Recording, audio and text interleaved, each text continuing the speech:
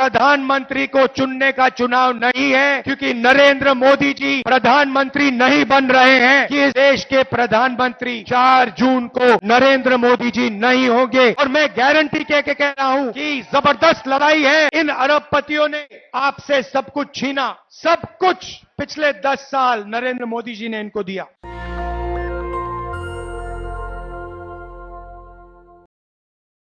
Press के हमारे मित्रों, सबका स्वागत। ये भैया प्रेस के मित्रों कहता हूं, मगर ये हमारे मित्र नहीं है, ये अदानी के मित्र हैं। 24 घंटा कभी अंबानी जी की शादी दिखाएंगे, कभी नरेंद्र मोदी जी का चेहरा। आपने मोदी जी के इंटरव्यू देखे आजकल? देखे? वो 4-5 चमचों वाले देखे? अखिलेश जी से सवाल पूछते हैं, उल्टे सीधे सवाल पूछते हैं, मुश्किल सवाल पूछते हैं। प्रेस कॉन्फ्रेंस में मेरे से कोई भी सवाल पूछ लेते हैं, मगर नरेंद्र मोदी जी के इंटरव्यू में 4 चमचे बैठते हैं और नरेंद्र मोदी जी से पूछते हैं, प्रधानमंत्री जी आप आम कैसे खाते हो? आप आम को छुरे से काट के खाते हो, छील के खाते हो, या फिर चूस के खाते हो? नरेंद्र मोदी जी कहते हैं, थोड़ी देर सोचकर ऐसे ऊपर की ओर देख के कहते हैं, मैं कुछ नहीं करता हूं, मैं बाकी हिंदुस्तानियों जैसे बायोलॉजिकल नहीं हूं, मैं हिंदुस्तानियों जैसे बायोलॉजिकल नहीं हूं, मुझे ऊपर से परमात्मा ने भेजा है। हम सब बायोलॉजिकल, नरेंद्र मोदी परमात्मा जी ने भेजा है मिशन पर। अच्छा, मिशन कौन सा? नरेंद्र मोदी जी के अजीब से परमात्मा है। वो अदानी जी का काम करवाते हैं, अंबानी का काम कराते हैं, अरबपतियों का काम कराते हैं। बनारसी साड़ी जो बनाते हैं, बनारसी पान जो बनाते हैं, उन पर जीएसटी लगा देते हैं। यहां गरीब किसानों की जमीन छीन लेते हैं। नरेंद्र मोदी जी, ये आपके जो परमात्मा है, ये कैसे परमात्मा है? अगर सचमुच में परमात्मा होते तो गरीबों की मदद करवाते, कमजोर लोगों की मदद कराते, अदानी अंबानी की सरकार नहीं चलाते। भाई और बहनों, 16 लाख करोड़ रुपया, 16 लाख करोड़ रुपया अरबपतियों का नरेंद्र मोदी जी ने माफ किया है। मैं आपसे सवाल पूछना चाहता हूं, कुछ दिन पहले पूना में अमीर घर के बच्चे ने, 16 साल 17 साल के बच्चे ने करोड़ों रुपए की गाड़ी चलाकर, पोर्श गाड़ी चलाकर 2 लोगों की हत्या की। कोर्ट ने उस बच्चे को कहा कि 300 शब्द का तुम ऐसे लिखो। मैं आपसे पूछना चाहता हूं, अगर बनारस का कोई स्कूटर वाला, ऊबर वाला, टेम्पो वाला किसी को गलती से मार देता है, तो कोर्ट उससे 300 शब्द का ऐसे क्यों नहीं लिखवाता है? अमीर घर का बेटा लोगों को मारता है, उससे कहते हैं 300 शब्द का ऐसे लिखो, और गरीब घर का बेटा किसी को मारता है, गलती से मारता है, ऑटो रिक्शा चलाते हुए मारता है, ट्रक चलाते हुए मारता है, बस चलाते हुए मारता है, तो उससे कहते हैं ये लो 10 साल की जेल काटो, और चाबी उठा के फेंक देते, हथकड़ी लगा देते। यह है नरेंद्र मोदी का हिंदुस्तान। अरबपतियों का। इसमें गरीबों से बिना पूछे जमीन ली जाती है, सही रेट नहीं दिया जाता, अरबपतियों का कर्जा माफ होता है, गरीबों पर जीएसटी लगता है, और जो भी सपना अमीर लोग देखना चाहते हैं देख सकते हैं, और गरीब लोग गरीबी में फंसे रहते हैं। उन्हीं चमचों ने नरेंद्र मोदी जी से सवाल किया, कहते हैं नरेंद्र मोदी जी, कहा जा रहा है कि हिंदुस्तान में अमीर लोग अमीर होते जा रहे हैं और गरीब लोग गरीब होते जा रहे हैं, इसके बारे में आप क्या सोचते हो? नरेंद्र मोदी जी ने 20-25 सेकंड सोचा, ऐसे सोचा,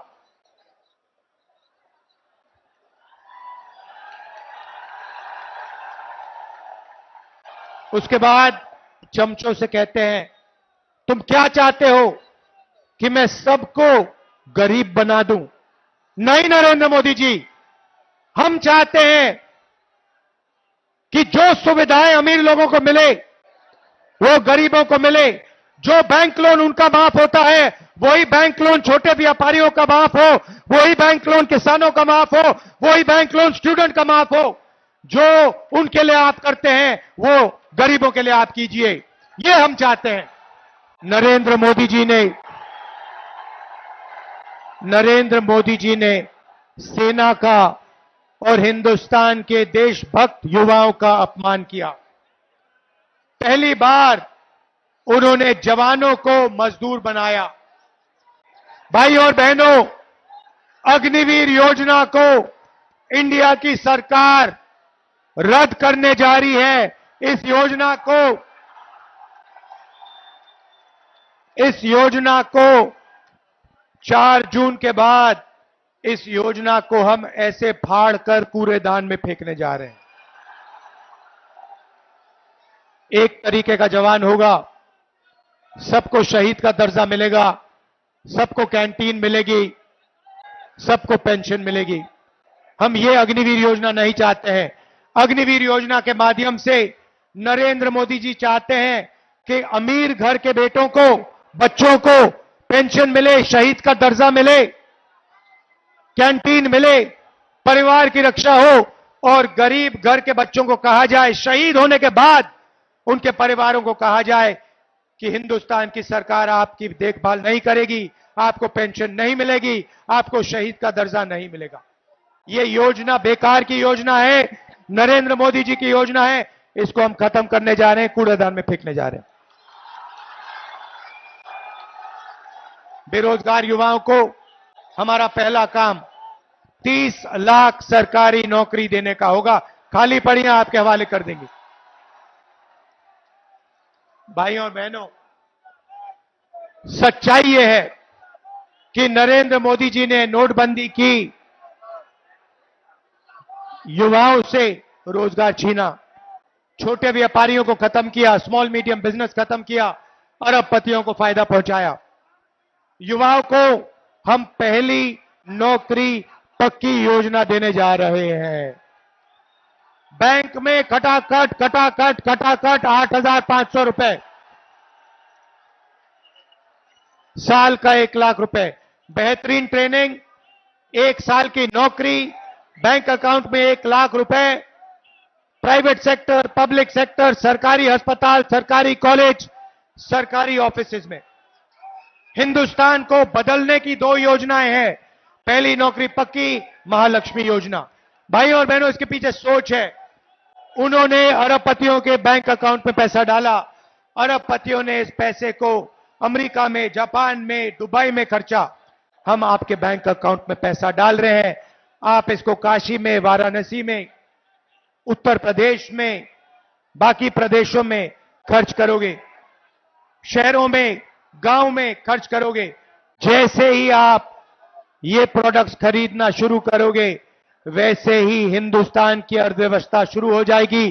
फैक्ट्रियां एक बार शुरू हो जाएंगी, मेड इन इंडिया होगा, मेड इन चाइना का मुकाबला होगा, और उन्हीं फैक्ट्रियों में हिंदुस्तान के करोड़ों युवाओं को रोजगार मिलेगा।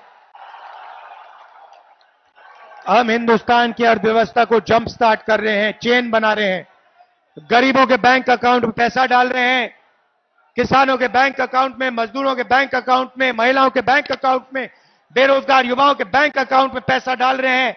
आप ये पैसा खर्च करोगे, फैक्ट्रियां चालू हो जाएंगी, मेड इन इंडिया होगा, इन्हीं फैक्ट्रियों में आपको रोजगार मिलेगा। हिंदुस्तान की अर्थव्यवस्था खटाखट शुरू हो जाएगी।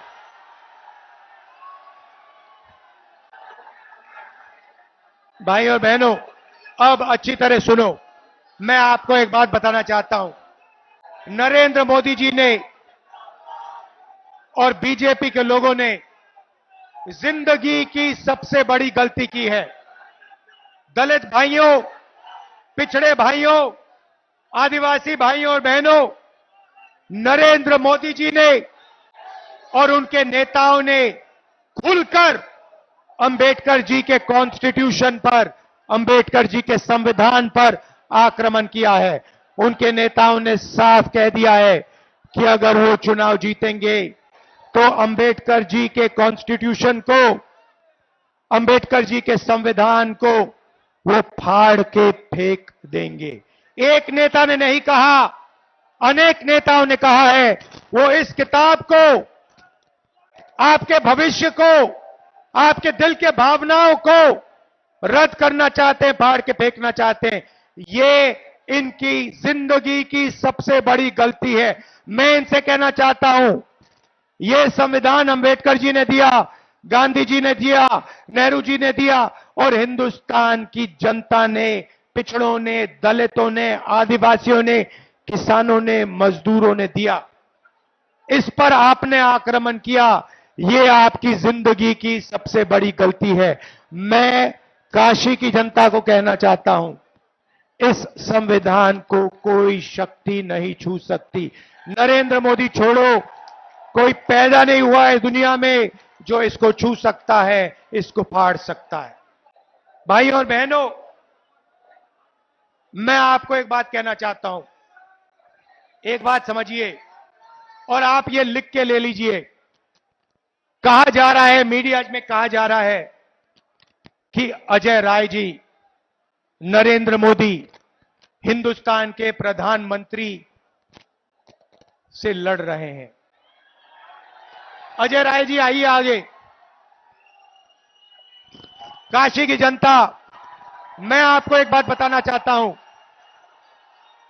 यह लड़ाई गरीबों और अरबपतियों के बीच में लड़ाई है। और अब मैं जो कह रहा हूं, यह अच्छी तरह सुन लीजिए।